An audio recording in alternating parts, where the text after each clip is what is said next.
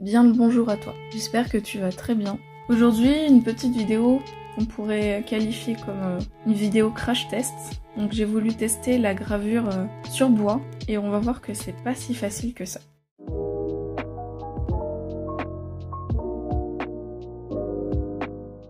Donc je vais prendre ici un petit morceau de bois de peuplier. Je vais prendre mon modèle, le décalquer pour ensuite le remettre sur le bois.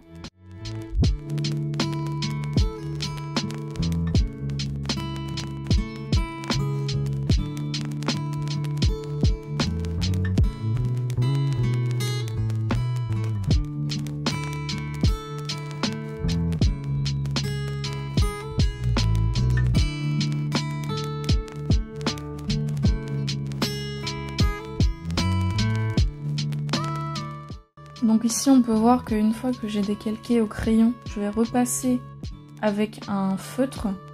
Alors c'était pas forcément la meilleure idée que j'ai eue de repasser mon motif au feutre parce que mon feutre était beaucoup trop gros.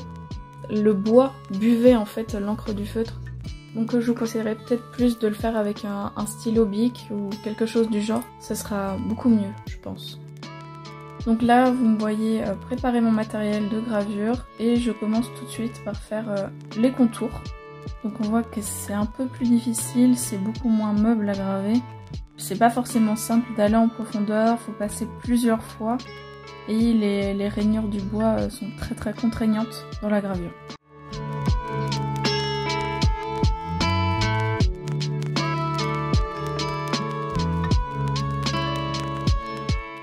Et dès qu'on est à l'inverse des rainures du bois, c'est vraiment très difficile de graver, de retirer de la matière. Le bois s'effrite et c'est vraiment très difficile de faire quelque chose de propre.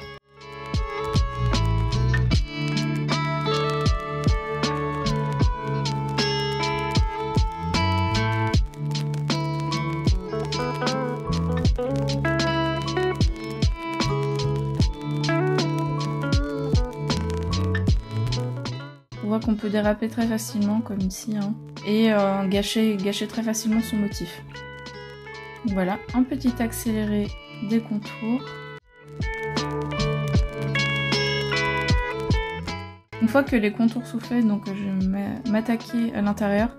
Alors pour l'intérieur, respecter le sens du bois c'est assez compliqué. Là, le motif que j'avais fait c'était un bourgeon.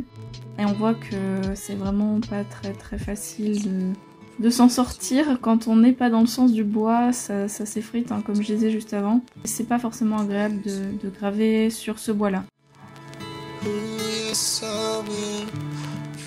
Je penserais essayer de graver sur un autre bois. J'en ferai sûrement une autre vidéo pour voir l'avancée, mais on voit ici qu'on dérape très facilement et que ouais, on a tendance à retirer trop de matière et d'empiéter sur le motif.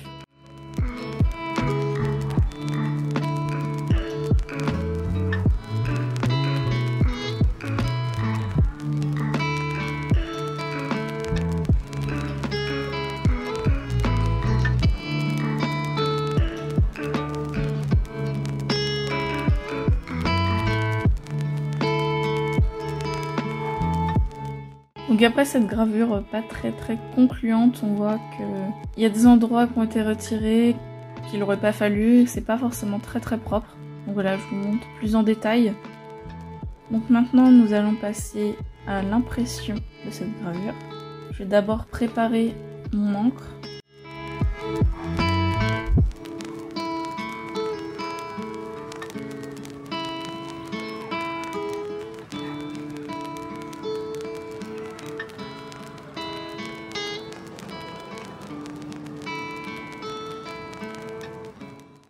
Donc comme toute gravure, hein, une fois l'encre préparée, on l'applique sur la plaque. Bon là on voit qu'ici par rapport au lino, la plaque absorbe très mal l'encre. Non, à l'inverse, au lieu de rester dessus, ça l'absorbe un peu trop et c'est difficile de l'appliquer. J'ai dû repasser vraiment beaucoup de fois pour avoir un aplat d'encre correct dessus.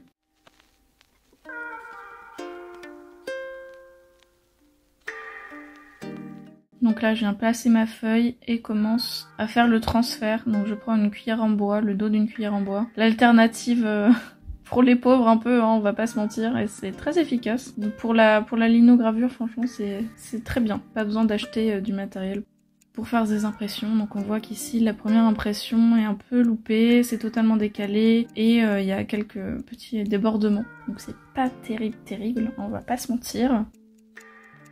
Mais je ne me suis pas laissée avoir. J'ai refait d'autres petits tests.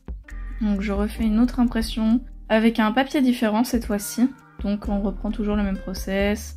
On travaille un peu l'encre, on l'applique sur la plaque. Ici c'était beaucoup plus facile d'appliquer parce que c'était la deuxième application. Et donc le bois avait déjà bu un peu d'encre. Donc voilà, on remet la feuille et... oh, une petite tache de doigt. On remet la feuille et avec la cuillère en bois, on vient faire le transfert. Pensez à bien repasser partout, appuyer bien correctement.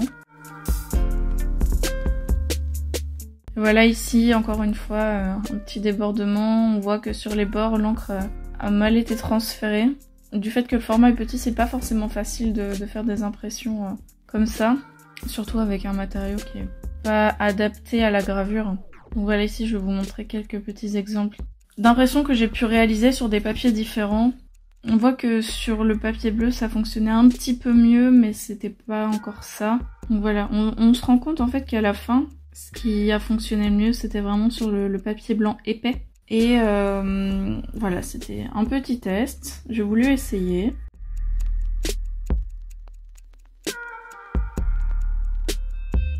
Donc voilà, ici on voit le calque, donc le vrai bourgeon. En fait on se rend compte qu'une fois qu'on a gravé, ça ne ressemble plus du tout à un bourgeon. Et moi ce que j'aime bien au travers de ça, c'est que malgré que la gravure est foirée, hein, clairement on va pas se mentir, hein, c'est totalement foiré, ça nous permet de voir autre chose, et notamment ce que je vois au travers de cette impression, c'est un couple qui s'enlace. Je trouve ça vraiment très intéressant de voir l'évolution que ça peut faire. C'est vraiment très intéressant. Dites-moi ce que vous en pensez. Donc pour faire un petit bilan de ce crash test, donc le bois est particulier à graver, il faut faire bien attention au sens. Le rendu est forcément extrêmement différent de la linogravure parce que c'est pas le même matériau, on grave différemment, l'application de l'encre est encore différente, donc il faut faire attention au papier qu'on utilise, à comment on grave son motif, donc voilà, ce genre de choses. Et donc pour conclure, hein, vraiment on reconnaît plus le motif de base, mais au final ça reste quand même sympa parce qu'on y voit un autre dessin, un autre motif, et ça permet d'expérimenter de nouvelles choses. Donc personnellement j'ai très apprécié faire ce petit crash test et je pense en faire d'autres. Dites-moi si vous avez des idées, des genres de vidéos à faire avec ce genre de sujet, des petites choses à améliorer ou bien des choses que vous aimeriez voir encore plus sur cette chaîne. Donc merci d'avoir regardé cette vidéo, j'espère que ça vous a plu. Et voilà, on se retrouve bientôt, n'hésitez pas à vous abonner, à commenter, à mettre votre meilleur pouce bleu pour me soutenir. Et voilà, donc je vous dis bonne journée, bonne fin de journée, peu importe, je ne sais pas où vous en êtes dans votre journée, quand est-ce que vous regarderez cette vidéo. À bientôt!